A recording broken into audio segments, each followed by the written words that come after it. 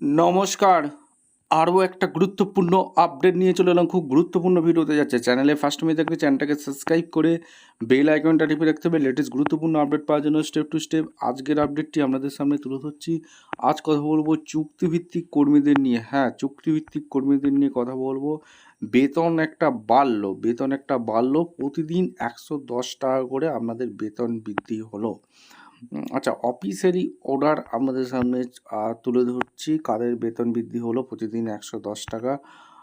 সমস্ত কিছু আজকের এই ভিডিওতে বলবো।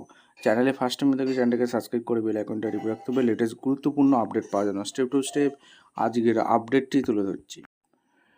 পশ্চিমবঙ্গ সরকারের চুক্তিভিত্তিক এবং দৈনিক মজুরি ভিত্তিক কর্মীদের জন্য এলো এক বিরাট সুখবর। পুজোর আগেই বাড়ছে দৈনিক বেতনের পরিমাণ, কিন্তু কারা এই সুবিধা পাবেন, অর্ডার কপিতে ঠিক কী বলা হয়েছে জানতে ভিডিওটি শেষ পর্যন্ত দেখুন।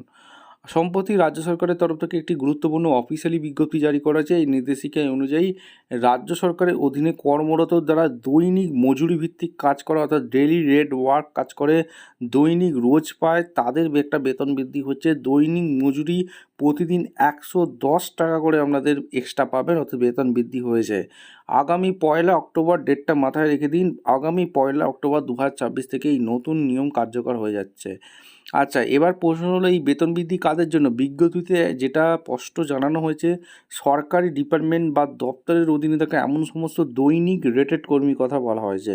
অর্থাৎ যারা প্রতিদিন রোজভিত্তিক কাজ করে, যাদের বেতন মিনিমাম ওয়েজ অ্যাক্ট বা কোনো সংবিধিবদ্ধ নিয়মের মধ্যে পড়ে না, তারা সরাসরি বর্ধিত দৈনিক ১১০ টাকা সুবিধা পাবেন। দুর্গাপুজোর ঠিক আগেই রাজ্য সরকারের কর্মচারীদের ডিএ বৃদ্ধির পাশাপাশি এই কর্মীদের জন্য বড় উপহার দিয়ে নিয়ে চলে এলো রাজ্য সরকার। এই সরকারি সিদ্ধান্ত নিয়ে আপনার কী কী মতামত তা নিচে কমেন্ট করে অবশ্যই জানান। সরকারি চাকরির বেতন ও অন্যান্য লেটেস্ট আপডেট সবার আগে পেতে আমাদের চ্যানেলটিকে সাবস্ক্রাইব করে বেল আইকনটা টিপে রাখুন। দেখা হচ্ছে কোনো পরবর্তী ভিডিও। ধন্যবাদ।